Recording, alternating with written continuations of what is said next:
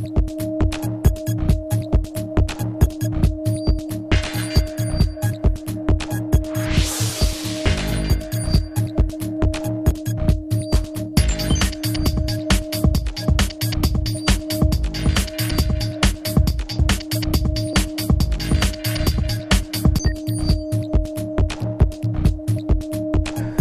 evening and welcome to another edition of Newsmaker Live with me, Kendall Burton. I have two special guests with me this evening in the persons of Mr. Trevor Louisy, the Managing Director of the St. Lucia Electricity Services Limited, LUCELEC, and Mr. David Jankofsky, a regulatory consultant, and his designation gives away the topic for tonight. We'll be talking about regulation. It's been a subject that's been in the news, in the air for a while.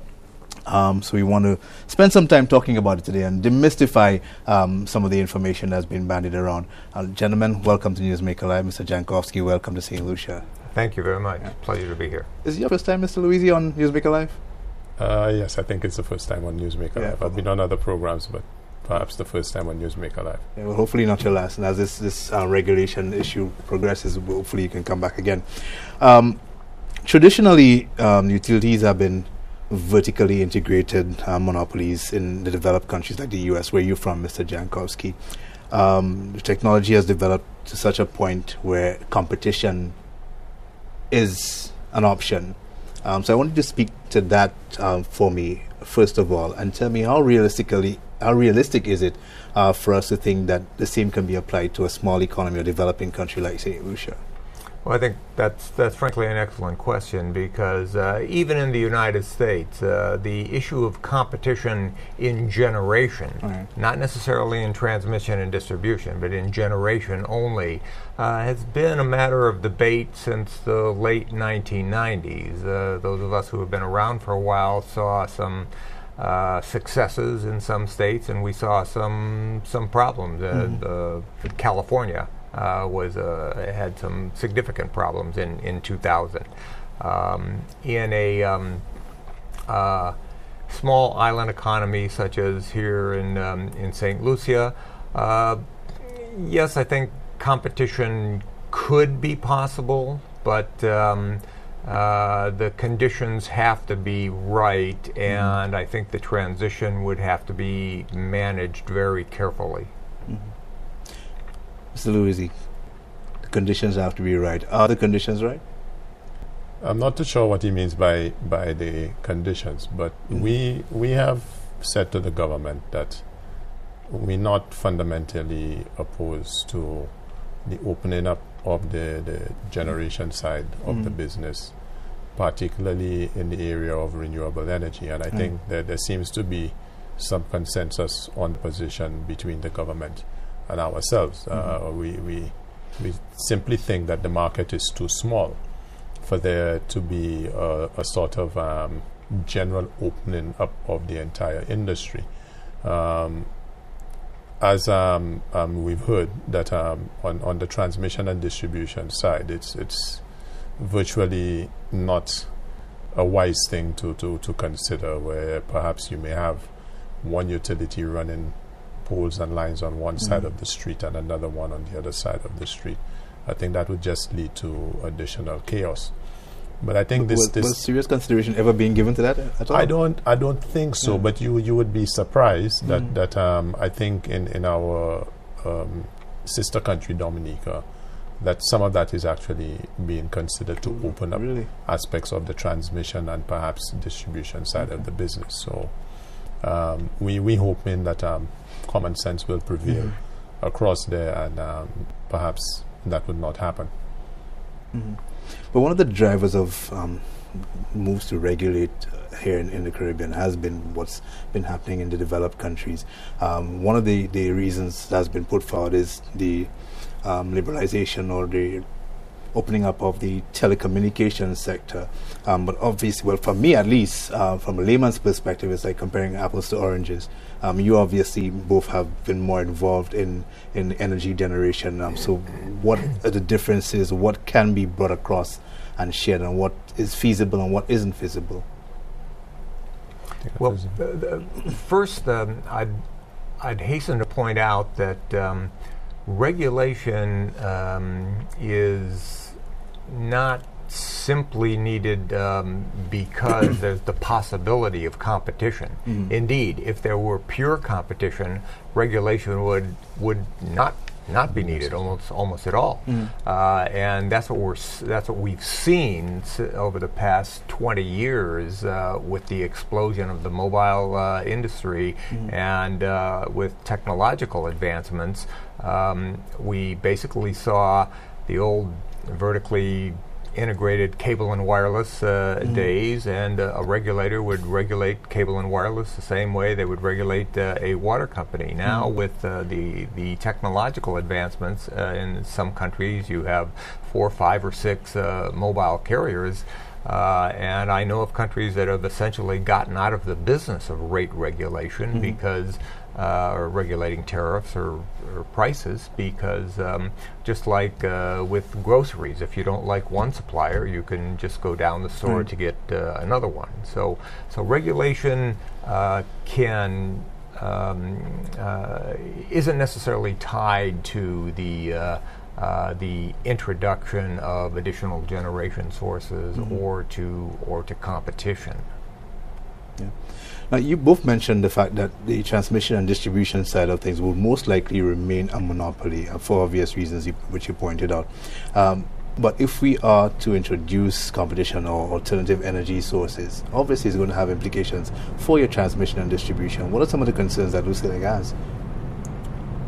We've highlighted a number of these concerns, and now you're going to have a system where other producers of electricity are going to now interconnect into that system, so that the power that is being generated from these new entities can be used to supplement whatever it is that we are producing to then provide the end supplier. So there are issues such as grid control.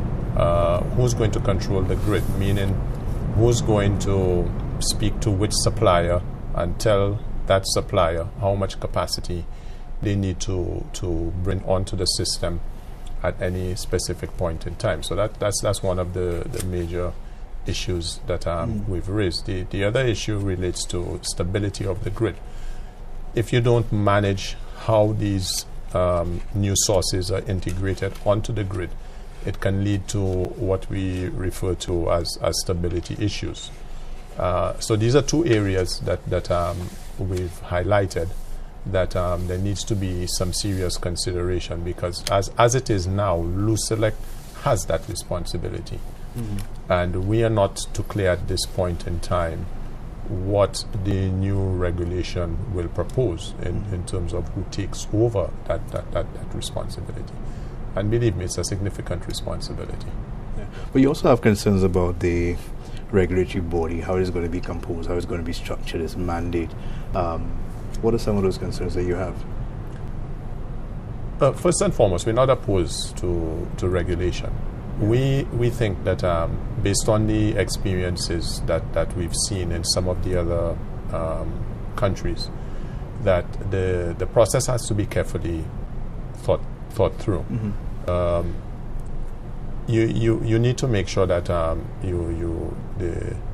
the commission is staffed with very competent people, so that they understand the industry, they understand the business, they understand what the objectives of general regulation is.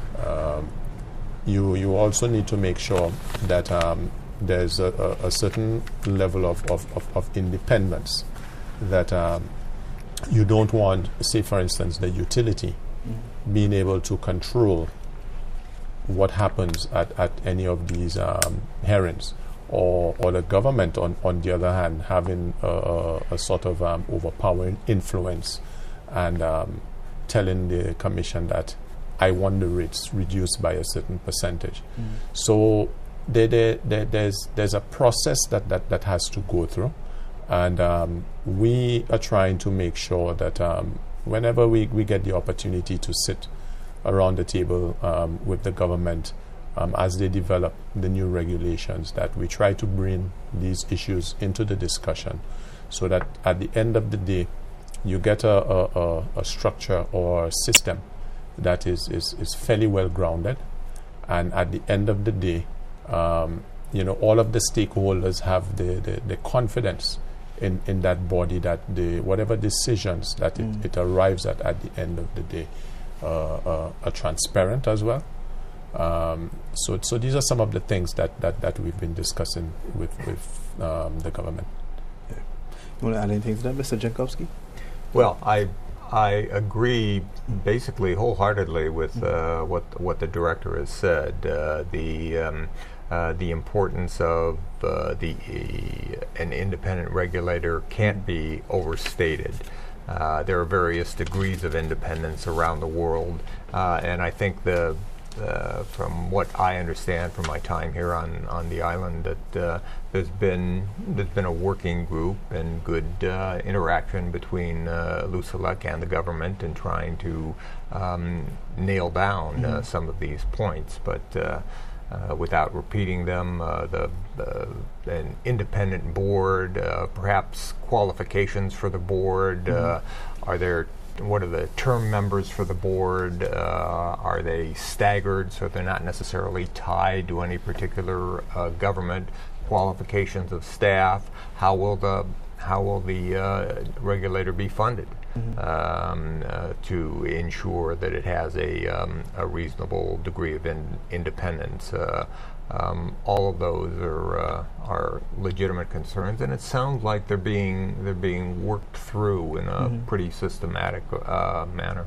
Yeah. Are you satisfied they are being worked through in a systematic manner? Because I know CARILEC at that level has always insisted from the time you start talking about regulation that the utilities have to be involved in the discussion. Yeah. I would say to a significant extent, yes. I think as with any process or any discussion, not all of your recommendations would be taken on board. In our case, when the initial draft was presented to us, we saw a number of issues in there or items included in the document that we didn't have a fundamental problem with. We felt that they were well thought through. There were a couple others that we suggested perhaps could be changed. We referred them to some of the legislative documents in some of the other territories, so they were able to go back and reference some of the issues in there. There's still one or two that we trying to convince the government that perhaps they should take a slightly different view on the matter, but we've not been too successful as yet. And one of them in particular relates to some of the authority that the minister will have, and we think that if he shifts that responsibility elsewhere, it will give the process a greater or better appearance of independence and limited government involvement. Yeah, so you're saying the minister shouldn't be involved at all? I'm not saying that the minister should not be involved at all, but without going into too much of the specifics, I think that there's some issues in the draft legislation that gives the minister some authority that we think, in our opinion, should be elsewhere. Yeah. Now, you've, Mr. Jankofsky, had some experience in the Caribbean as well. There are a number of islands and territories who have already introduced regulators. Barbados, Belize, the Cayman Islands, Dominica, Jamaica, Trinidad and Tobago.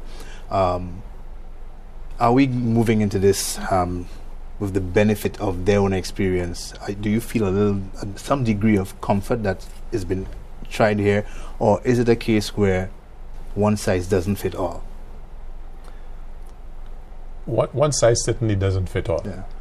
But like I said earlier, in the draft documents that have been presented, and even with the comments that we have provided, we have researched, and the drafters have researched a number of these documents around the region, and it's essentially trying to make sure that some of the problems that have occurred in some of these islands will hopefully not occur in our situation. So we are trying to take some of the best practices from these various documents and bring them together in a cohesive manner for our purposes. And when I say our purposes, in St. Lucia.